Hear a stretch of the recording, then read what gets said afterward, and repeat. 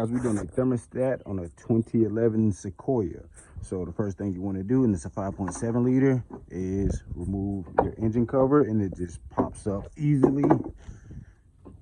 You'll see everything right here kind of look intimidating. You want to get your oil dipstick out of the tube, which goes right here. Just pull that out the way, and right here, this right here, it just notches right on here, as you can see right there, and then also at that bottom hose right here. So all you're doing is taking that out and moving that out the way. And also, while you do that, it will be also this connector right here, you know. So you got to take the connector off, then you take this off and this off, and they just pop right on off. Could be a little struggle. Now your thermostat is right here. Now some people can go ahead, and if you can get some pliers, you can take off this hose right here. And also there'll be a bolt that sits right up under here. So if you remove your throttle body connector, be careful because those things are brittle. You'll see a bolt right here, and that bolt right there, you can remove that and that hose to give you more room. But if you can go ahead and fit your stuff down there, you can go and fit it down there. It'll be 3 10mm bolts, one right here, and then one on the bottom. All right, guys, also it'll be a little yellow clip on here, and it's just easy to pop that deal off right there. And it's just holding that electrical wire to that hose. And I'll move that out the way also. Sorry. Hopefully they got a good view of that. All right, guys, next you want to go in with a pair of pliers to get to this bottom radiator hose. You can get it from the side, clamp it right here.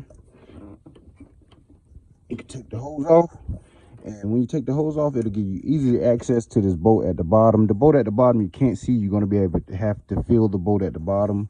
But you also see this bolt right here at the top and this other bolt. So it's 3 bolts. One here. The one right here, you have to go in with probably like a gear wrench instead of like a socket.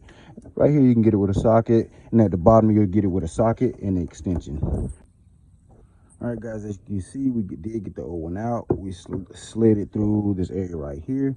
But again, if you guys wanted to be a little easier, going with some pliers, you could take off this one, then also reach up under here, up under the wire right here, take off that 10mm bolt, and it'll give you some wiggle room right here, because this is the hardest bolt to get to right here. And I suggest really a gear wrench.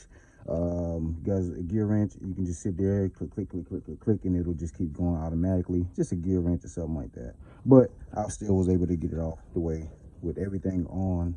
Just be careful of these hoses because they're plastic.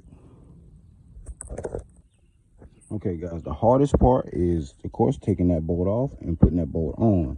If you're leaving this stuff in the way, again, you have the choice of taking this stuff out the way, which is one hose right here, this little hose right here, and also that 1 10mm bolt right behind here. You take that off, and then they give you more wiggle room. But again, I was able to do it without it. I used 2 hands to put this bolt on. You got to be careful because it will drop, but I was able to do it. Follow Baba's Automotive for more car tips.